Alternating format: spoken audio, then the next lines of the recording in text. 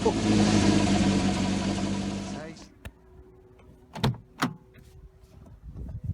guys and girls, it's Lurgs here. Welcome to my channel, and today the dashboard light's meaning on a Mercedes C-Class. Right, so what I'll do is I'll just put the key in the ignition and turn the ignition on, and then we will start running through all the dashboard warning lights. So here is a quick glimpse of all the major lights that you are likely to see, and let's start running through them.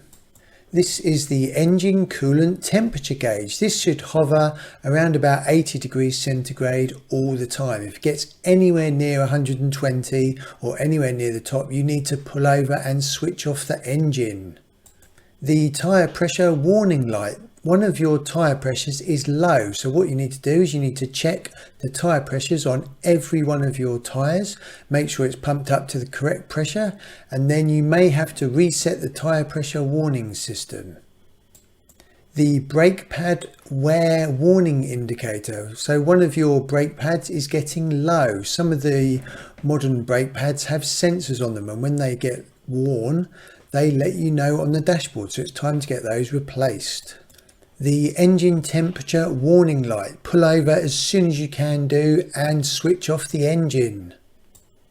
This is the ESP warning lamp. This should flash when the ESP is engaged. Now the ESP is the electronic stability program, and it's operational as soon as you start the engine and you're running along, and it monitors the vehicle's traction. So if you're driving in snow or there's a lot of gravel and the wheels are spinning, and it will apply brakes to the appropriate wheel depending on which one is skidding. This will probably flash on and off if you're driving in skiddy conditions. One of your bulbs is malfunctioning, so this could be your side light bulbs, one of your brake bulbs, or one of your headlight bulbs. Basically, put on all your lights and go around and have a look.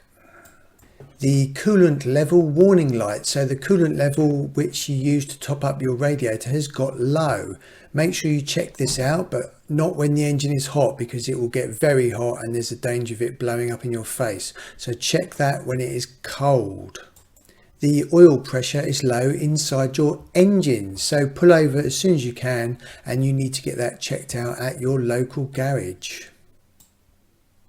Handbrake warning. If you're driving along and it seems really slow and there's an awful burning smell, you've probably got the handbrake still on. The dipped headlights are on. These are the left and right turn indicators. If they are both flashing, it means you've got your hazard lights on. This is the central multifunction display, and where you can make lots of different settings. Information can show up in here, such as tyre pressure warnings and doors opening and things like that. This is the current speed in kilometers or miles per hour and the current time, and also if you've got an automatic gearbox, this is just showing what gear you're in, whether it is park, reverse, neutral or drive. Now before we get over to the dial on the right hand side, I think it's time we stopped for a quick cup of tea. If you're going to be working on the motor, make sure you've got a lovely cup of tea. Oh, the EBD light. This is the electronic brake force distribution light. So when the brake pedal is applied, it controls the braking pressure electronically to distribute the different braking forces across the front and rear wheels. If this remains permanently on, you need to get that checked out at your local garage. The EBD light is also likely to come on at the same time as the ABS warning light. This is the stability control. So if you're driving on loose surfaces such as gravel or snow or ice, then this can flash up on the dashboard when you're trying to accelerate and the wheels are starting to spin, and then the computer takes over and makes you not spin and gives you a bit more traction. And there should be a button on the dashboard where you can actually switch this off and override it yourself. This is the anti-lock braking system. This basically prevents the wheels from locking up during braking, so that the vehicle can continue to be steered effectively while you're still under braking. If this light remains permanently on, it means you've probably got a problem with one of your ABS sensors on one of your wheels, so you need that checked out at your local garage. This is the glow plug warning light. This should effectively come on if you've got a diesel engined vehicle. When you put the key in the ignition and turn it on, this light should come on for 2 to 3 seconds just to warm up the glow plugs. If it remains on, you've probably got a problem with one of your glow plugs, so get that checked out. The seatbelt warning sign. So if you're driving along and this starts flashing and beeping, it means somebody hasn't got one of their seatbelts on. Tut tut tut, clunk click every trip. Be safe. The power steering warning light. So you've probably got a power steering fault, and you will know this straight away because the steering wheel will become incredibly heavy. This could be something to do with the alternator belt which powers the power steering. This could be a fault with the actual power steering pump or the power steering fluid. So get that checked out immediately. SRS, this stands for Supplemental Restraint System. This is to do with your airbags and the airbag control unit and the emergency tensioning device. If this stays on, you need to get that checked out. The airbag warning light. You've got a problem with one of your airbags. If this remains permanently lit, then the airbag system has been deactivated.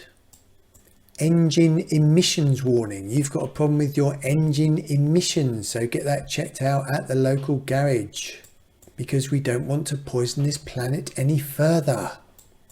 Battery warning. This means your battery is not charging. You've got a fault with your battery. Now this could be a problem with your belt or most likely your alternator, so you need to get that checked out immediately. Your rear fog lights are on. Foggy, is it? Your main beam headlights are on. Must be very dark. Do not have this on if there's cars or vehicles coming towards you because it will blind them. The fuel gauge. Once you get this yellow warning light, it's time to go and fill up. Now don't let it get really low because then you start picking up all sorts of sludge and dirt at the bottom of the fuel tank, and then you will start getting problems with your engine. So never let it get too low. And these three symbols here are all to do with if you've got a hybrid vehicle. So this could be charging of the hybrid system and engine drive, things like that. So you need to get that checked out.